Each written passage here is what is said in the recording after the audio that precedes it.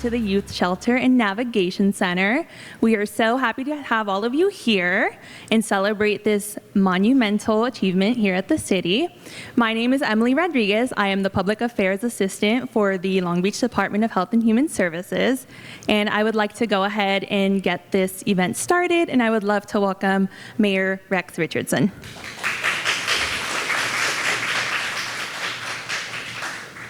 All right, good job, and thank you, Emily. We are here on the west side. Let's hear it for West Long Beach. And what a week it has been in the city of Long Beach. Just yesterday, we were opening up Ford Motor Company, who's come back to Long Beach after 65 years, bringing hundreds of new jobs. And today, we are opening the city's very first youth shelter and navigation center after a long time. Let's hear it for everyone who played a role in making today possible.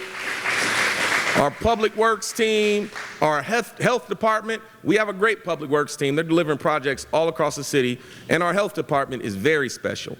One of only 3 cities with health departments in the entire state of California. This is the work that they do. Let's hear it for our health department. All right, so this is Long Beach's very first youth shelter navigation center. It's important because this is a step toward achieving our stated goal of ending youth homelessness in Long Beach.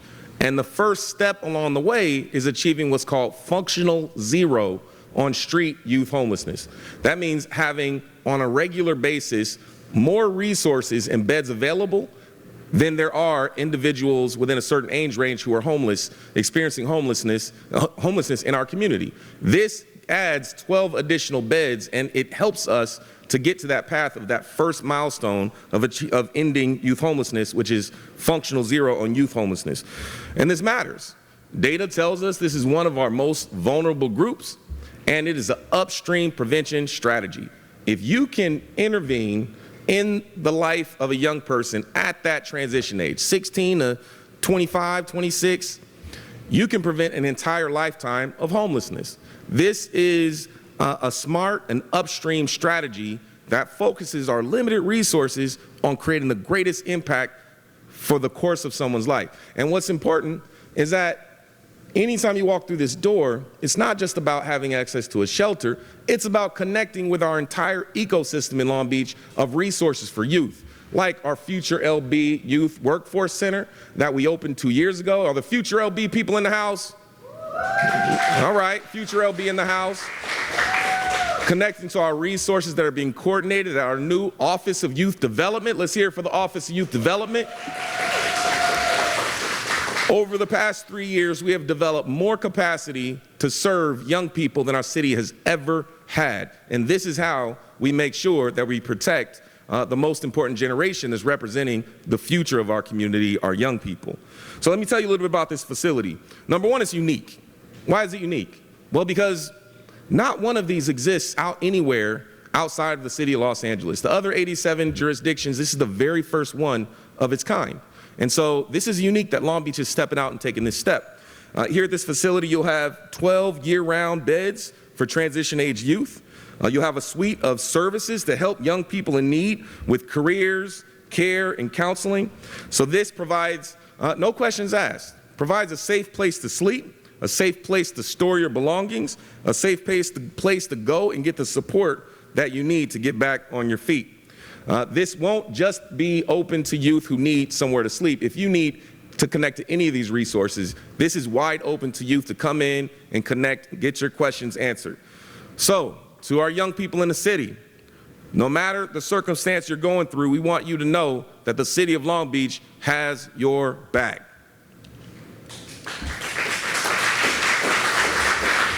So, the last thing that I'll mention is that just last week we introduced our FY26 budget. And for the first time within our budget, we put forward a plan, thanks to LA County Measure A, new dollars, thanks to the voters of LA County, new dollars to focus on upstream prevention. This is called the Upstream LB Homeless Prevention and Housing Pathways Plan. This is $16 million dedicated, ongoing, every single year to focus on our most vulnerable populations. Because over the past few years, we've housed more people than we ever have every single year. But you're going to continue to see homeless numbers increase if you don't stop the inflow, prevent people from becoming homeless to begin with. If we can slow down the pace of people becoming homeless, then we can see the numbers that people want to see, which is reduction over time. And so this plan is a $16 million plan really targeted at our 3 most vulnerable populations based on data. That is young people, that is seniors, vulnerable seniors, and it is individuals who are newly vulnerable based on the changing political landscape. This could be people at risk of losing their housing choice vouchers. This could be individuals at risk of losing health care benefits, or people who have to make the choice of, if I go out and go to work, I may be separated from my family and you know, sent somewhere else. And so we don't want those issues to exacerbate our challenges, and so we have a new upstream LB homeless prevention and housing pathways plan of $16 million structurally that will pair with these new resources we have. We're not done. This week we have the Youth Navigation Center and Shelter, and in the coming weeks we'll be opening Luxury Inn, which is long awaited. How many beds is that? 78 additional beds coming to the North Long Beach community, and so we have a lot of work to do. I want to thank all of you for your partnership on this. We couldn't make this progress without all of your support. But what's most important, I think, is that we have champions on the city council. You know, I remember the days when we would play political hot potato on where to place the winter shelter. Councilmember, Vice Mayor Roberto remembers that. Folks would say, is it my turn to have the winter shelter? Is it your turn? And every year it would change. Today, you have resources for shelter in almost every council district. Every council member has been a champion. But I will tell you, Vice Mayor Uranga has been amongst the strongest leaders on our city council in saying we need to do more for the most vulnerable in our communities. And so that said, we want to thank him for opening up his doors on the west side for this incredible facility. And without further ado, please put your hands together for Vice Mayor Roberto Uranga.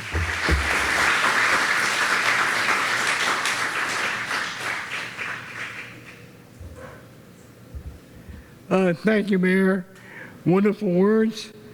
And as usual, I don't have to say anything because you said it all. What can I say? Yeah, well, I got you, man. I got you. Well, as you know, you might have heard a lot of speeches about windows of opportunity.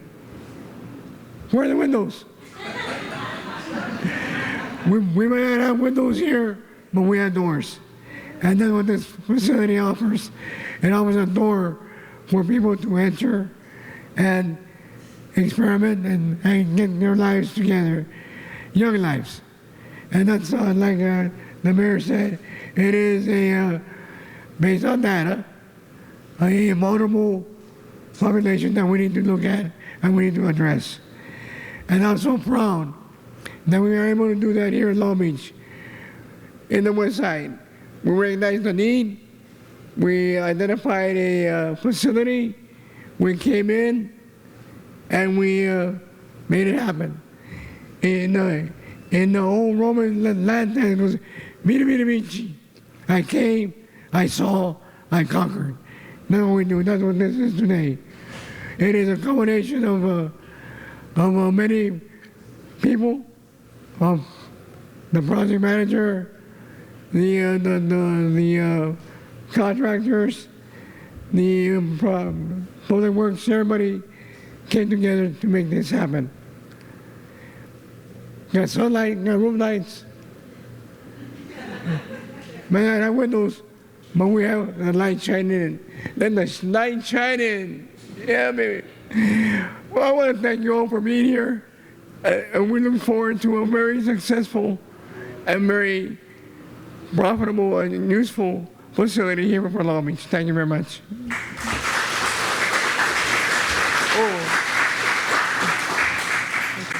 I'm sorry. No, it's okay. Hi, everybody. My name's Marilyn Sarakis, and I'm the Bureau Manager for Project Development for the City of Long Beach Public Works. So nice to see you all here today, and thank you, Mayor and Vice Mayor, for being here with us. The Public Works Department strives to operate, preserve, and enhance the city's physical infrastructure and our transportation systems. So we are responsible for the repair and upkeep of city streets, public public trees, sidewalks, city infrastructure. We also provide emergency support services throughout the city. My bureau is in charge of the CIP, capital improvement projects.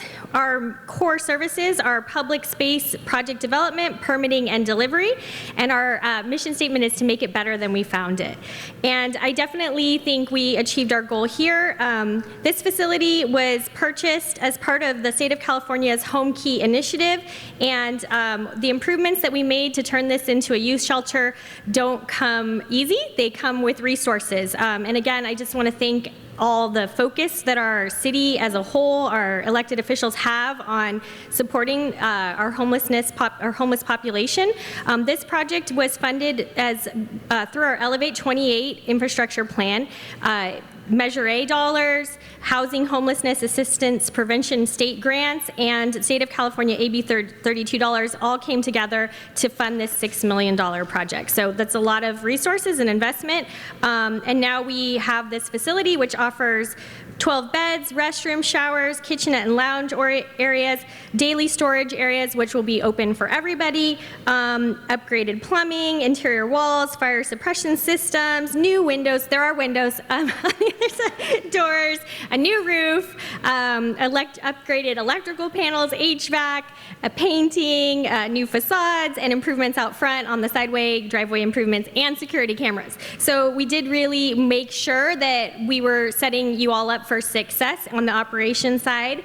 And I just wanted to thank specifically some of the team on my side that made it happen. Tony Resendez, our project management officer, Kim V. Nguyen, who's here, who acted as our project manager and saw this through construction, and our contractor, SJD&B. I think I saw Kanish back there, Kanish Patel. Do I see you? Hey, I see you. Hi, thank you so much. I just wanted to give a little shout out for how this all came together.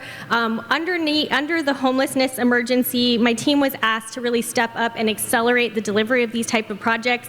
And public contracting is a lengthy and bureaucratic process, which takes a lot of time. But underneath the emergency, we were asked to really push the envelope and be creative. And we called on some of our partners, one of them being SJD&B. So SJD&B has an on-call contract where we do smaller rehab projects. And we said, would you guys be willing to take on this much larger project? And there were some hiccups on the contracting side and making sure we were working under the PLA and all those things, but we did it. And so I really wanted to thank SJD&B and the whole team for hearing the call to serve and really stepping up. So thank you guys. The other thing I wanted to say before I hand it over to Teresa is we're not done here in Council District 7. We have been working out at Admiral Kidd Park, and we are continuing improvements out there. Silverado Park Playground is nearing completion on construction, so we'll be opening that this summer. It's going to be really exciting. And completed end of last year, we added pickleball courts at Veteran Parks, and I hear that those are the most popular courts in the city. So we are definitely showing a lot of love to CD6 and the West Side, and it's going to continue. CD7, oh my gosh, thank you. So, we love all the council districts, but especially CD7. And so now I will introduce Deputy City Manager Teresa Chandler. Thank you, Marilyn. Woo, look at all you out there. I'm so excited to see you here today. This has been a long time coming, this shelter. I got the pleasure of coming into this building when we first received it and purchased it, and it did not look like this. So we have come a long way. So great work, everybody. You know, this is a true reflection of our commitment to lead with care and compassion, not just in words, but in the systems that we build and the services we deliver. And we've really been focusing hard as a city team to hone in on our service delivery and really getting to the crux and the prevention side, going upstream, because we're all public health. I'm a public health professional, but really looking at prevention and what does that mean and putting it into action, right? So it's about meeting young people where they are and making sure they have a safe place to land. We want to surround them with adults who are caring and loving and providing that nurturing support that really digs into the resiliency factors of our young people who are going to grow and thrive and do amazing things for our city and for the world, right? So we're incredibly proud to open this space today. And even more more proud of what it stands for. It really stands for meaningful progress, shared purpose, and putting our values into action for young people in our city. That's makes me really excited. And this is just a small piece of the commitment addressing youth homelessness, as our mayor spoke to. There's a lot more to come, so you'll be hearing from us a lot. And so with that, I'm honored to hand it over to my colleague, the Health and Human Services Director, Allison King.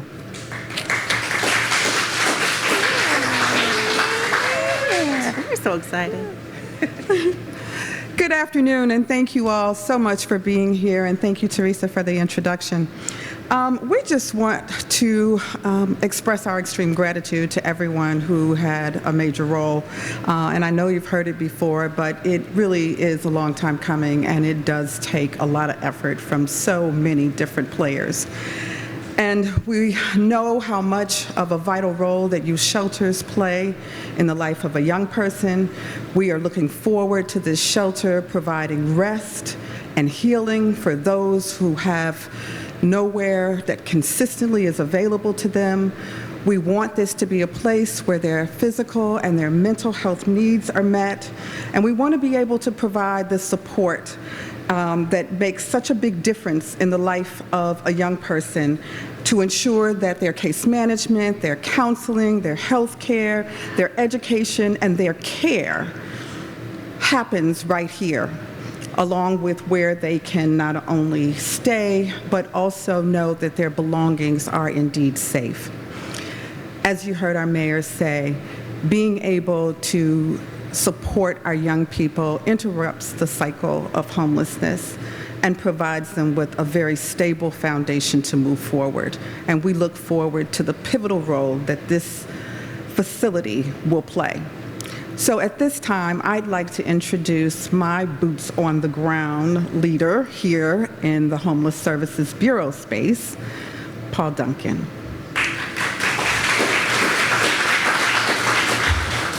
Good afternoon, everyone. So, as was mentioned, this building has seen quite a bit over the last 5 years. It's been some heartburn at some moments. As the mayor said, Winter Shelter has been a political hot potato at moments. The site hosted Winter Shelter twice in the past, so it's great to see all the work and care that's happened over the last year or so in really revitalizing this building into what it is, and being a space that is more than just a place, but a place where people can, lay their head, begin to work on putting back together their lives, and really finding that step forward towards healing and a better future, and really breaking that cycle as we go forward. So, as was said, this shelter is really focused for our transitional age youth. We're planning to see mostly youth 18 to 24, unless you have an emancipated minor. So it really is people that are just coming into their early adulthood, trying to figure it out.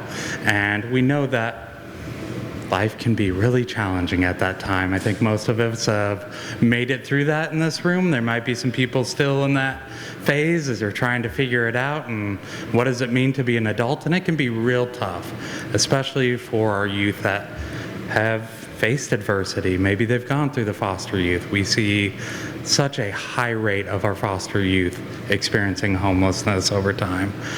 We know that homelessness disproportionately impacts our Black youth. We know that homelessness is, something that has many repercussions and many causes that are outside of individual choice, and really looking at that humanity and getting to our youth early and finding ways that we can help youth move forward.